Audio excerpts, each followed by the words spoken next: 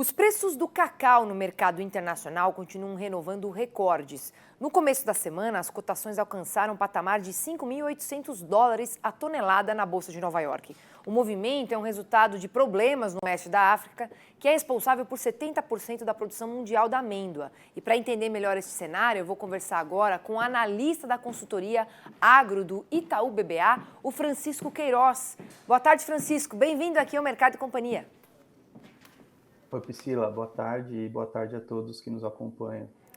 Francisco, fala pra gente como tem sido a produtividade na África, né, nos últimos anos, até chegar à expectativa de queda que a gente apresentou hoje. Isso. Bom, Priscila, como você bem disse aí já, né, atualmente mais de 70% da produção de cacau ela se concentra no continente africano, né, depois nas Américas aqui uns 20% mais ou menos da produção global e o restante, cerca de 5, 6% na Ásia e na Oceania, né. E os países que lideram a produção, né, são os dois africanos, Costa do Marfim e Gana, depois Equador, Camarões e Nigéria, e em sexto lugar aparece o Brasil como o sexto maior produtor global, né, de cacau. E, Quando a gente olha para os países africanos, né, ao longo dos anos, essa produção de cacau ela variou bastante, né, isso aconteceu basicamente por questões climáticas, né, a gente sabe que o clima ele influencia diretamente aí na produtividade das lavouras, né, mas também a gente tem uma questão de envelhecimento das árvores de cacau, né, nesses países, e também muito por conta do baixo volume de investimento nas lavouras, né, o que acabou trazendo, resultando, na verdade, nessa redução da oferta de cacau da África, né. e você acha que essa perspectiva de escassez ela deve se manter no ciclo 23-24? Como é que está a produção nas Américas?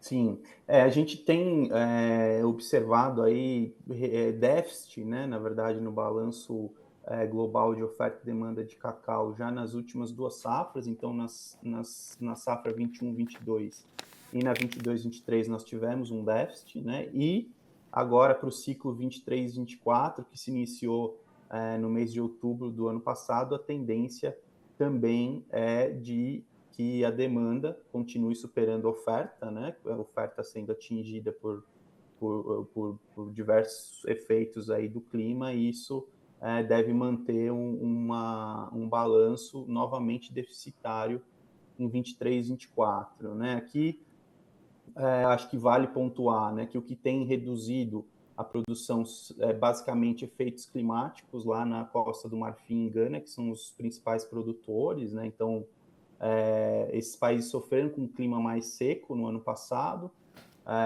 no começo do ano passado, depois no meio do ano veio um período de chuvas em excesso, né? Isso acabou trazendo diversas doenças para o cacaueiro, né? E agora a gente tem o El Niño, né, atuando aí de forma bastante intensa e resultando num clima mais quente e mais seco para essa região, né? Então isso acaba se refletindo nessa menor produção, né? Quando a gente vem aqui para as Américas, né, aqui a produção ela até cresceu ao longo dos últimos anos, né, mas a questão é que aqui as Américas elas representam aí cerca de um terço somente do que produz a África, né? Então, de fato, a maior produção e o que faz mais peso quando a gente pensa, né, nessa questão de oferta são os países africanos, né? E aqui, como principais produtores, né, das Américas, nós temos o Equador e o Brasil, né, que também devem ter algum reflexo aqui do clima na produção, né? Quando a gente vem para o Brasil, o sul da Bahia tem sofrido ali com os efeitos do El Niño, né, com chuvas abaixo da média, um clima que dá para dizer um pouco mais desfavorável, né? E isso deve resultar em algum reflexo de redução para a produção de cacau, né? Então, aqui a gente está enxergando aqui todos os impactos da oferta mundial. Eu queria que você também falasse como é que ficam os preços, então, do chocolate e também a oferta. Certo. Bom, em relação a preço, né, diante de todas essas questões aí relacionadas à oferta, principalmente, né, no ano passado já o cacau ele apresentou uma valorização bastante forte, subiu 63% o preço do cacau em Nova York, né? E aqui no Brasil, quando a gente olha os preços na Praça de Ilhéus, né, que é uma das principais praças de cacau do Brasil, lá na Bahia, os preços subiram 56%, isso em 2023. E aí já passando para 2024, né, essa trajetória de alta ela continuou e até se acentuou, né, aqui nesses primeiros 2 meses, 1 mês e meio, né, de 2024, e em Nova York os preços já subiram cerca de 30%, né? Então, acho que isso é muito reflexo dessa produção que deve ser menor, né? E isso resultar num balanço mais apertado, né? E aqui acho que os fatores que o mercado tem monitorado, né? Além da oferta, principalmente dos países Certo. africanos, é a questão da demanda, né?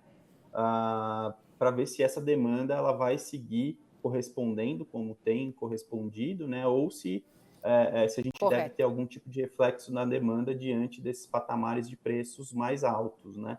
Aqui a curva de preços futuros do cacau, né? A gente tem o cacau ele é precificado, né, na bolsa de Nova York, então a gente tem Certo. preços futuros, né? E eles mostram que essas cotações elas devem ficar bastante altas ainda durante todo o ano de 2024, né? Isso porque a gente deve ter uma demora um pouco maior aí para a regularização da oferta, né? Lembrando que o Ok. cacau é uma cultura perene, né? E isso deve seguir aí sustentando os preços em patamares mais altos, né? Tá certo, viu, Francisco? Quero agradecer muito aqui sua participação. Ótimo fim de semana e até uma próxima.